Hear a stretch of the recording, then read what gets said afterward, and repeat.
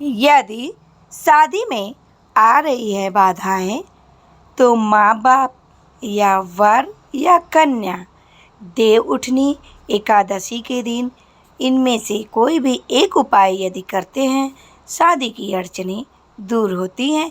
3 महीने के अंदर रिश्ते तय होते हैं। कब है देवउठनी एकादशी? इस बार 1 या फिर 2 नवंबर। देवउठनी एकादशी कब है? सबसे पहले हम जानते हैं इस दिन कब पड़ेगा।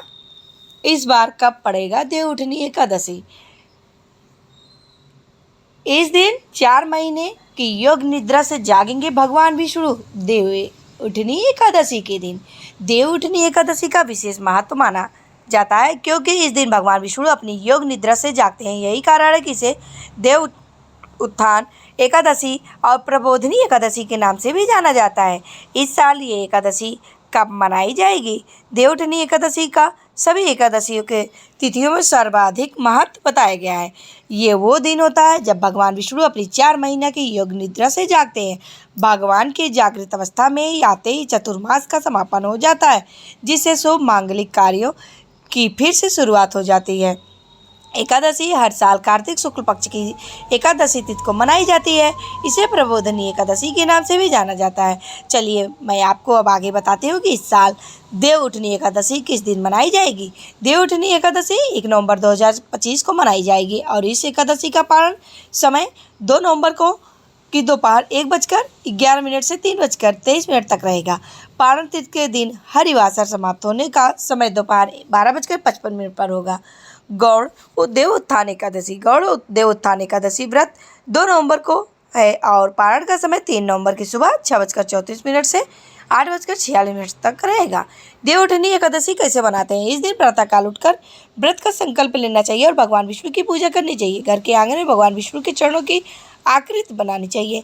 फिर एक ओखली में केरू से चित्र बनाकर फल, सिंघाड़े, ऋतुफल, मिठाई, बेर और गन्ना उस स्थान पर रखकर उसे डलिया से ढक देना चाहिए। रात के समय में भगवान विष्णु समेत सभी देवी देवताओं का विधि विधान पूजन करना चाहिए और घर के बाहर दीपक जलाने चाहिए। रात में भगवान को शंख, घंटा, घड़ियाल आदि बजाकर पूरी श्रद्धा भाव से उठाना चाहिए और इस समय ये वाक्य दोहराना चाहिए: उठो देवा, बैठा देवा, अंगूरिया चटकाओ देवा, नई सूत नई कपास देव, उठाए कार्तिक मास देव। इसके बाद भगवान विष्णु की आरती करें और प्रसाद सभी में बांट दें।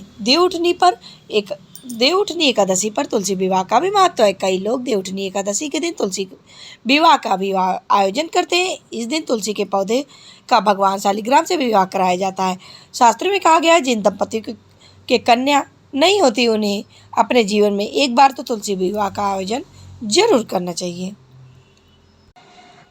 अब जानते हैं शादी में आ रही रुकावटों को दूर करने के लिए देवउठनी एकादशी का दिन बहुत शुभ माना जाता है। इस दिन कुछ विशेष उपाय करने से शीघ्र विवाह के योग बनते हैं। देवउठनी एकादशी पर विवाह के लिए कुछ आसान से उपाय: विष्णु जी की पूजा करें। देवउठनी एकादशी का व्रत करें। भगवान विष्णु को पीले चंदन, पीले फूल, जनेऊ और तुलसी के पत्ते अर्पित करें। पूजा के बाद भगवान विष्णु की आरती करें और उनसे शीघ्र विवाह की प्रार्थना करें। तुलसी विवाह: देवउठनी एकादशी पर तुलसी विवाह का आयोजन कराना बहुत शुभ माना जाता है, जिससे विवाह की सारी बाधाएं दूर होती हैं। तुलसी विवाह के दिन तुलसी जी को लाल चुनरी और 16 श्रृंगार की चीज़ें अर्पित करें। शालिग्राम जी और तुलसी जी का विधि विधान से विवाह कराएं और मंगल गीत गाएं। तुलसी जी के पास घी के 5 दीपक जलाएं। पीपल के पेड़ का भी उपाय करें। एकादशी के दिन पीपल के पेड़ के नीचे घी का दीपक जलाकर उसकी 7 परिक्रमा करनी चाहिए। शिव पार्वती की पूजा: 1 नवंबर देवउठनी एकादशी के दिन शिव मंदिर में शिवलिंग पर सभी के फूल चढ़ाएं। शिव पार्वती की एक साथ पूजा करें और शीघ्र विवाह के लिए प्रार्थना करें। पीली चीज़ों का दान करें। गुरुवार के दिन भगवान विष्णु को पीली चीज़ें अर्पित करें। जरूरतमंदों को पीले वस्त्र, पीले फल और अन्य पीली वस्तुओं का दान करें। ध्यान रखें, देवउठनी एकादशी के बाद जो गुरुवार आता है उस दिन ये उपाय आपको करना है। अन्य उपाय हैं: विष्णु जी को पीले फूलों के साथ केसर और हल्दी का तिलक लगाएं। अपने बड़ों का आशीर्वाद लें और उनकी सेवा करें।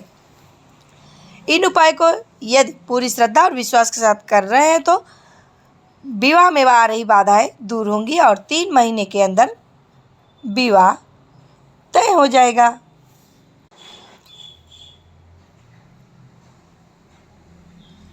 इस साल यह पर्व 2 नवंबर को कार्तिक महीने के शुक्ल पक्ष की द्वादशी तिथि को मनाया जाएगा। तुलसी विवाह, इस दिन माता तुलसी और शालिग्राम भगवान का विवाह कराया जाता है। तुलसी विवाह के दिन लोग अपने घर के आंगनों में मंडप लगाकर तुलसी के पौधे को दुल्हन की तरह सजाते हैं और चुनरी, कंगन और बिंदी आदि से तैयार करते हैं। इसके बाद भगवान शालिग्राम को भी वर रूप में सजाया जाता है। फिर पूरी वैवाहिक तरीके से मंत्रोच्चारण के साथ पूजा को संपन्न कराया जाता है। मानता है इस दिन कुछ सरल उपाय करेंगे तो आपकी विवाह में आ रही सारी परेशानियां दूर होंगी।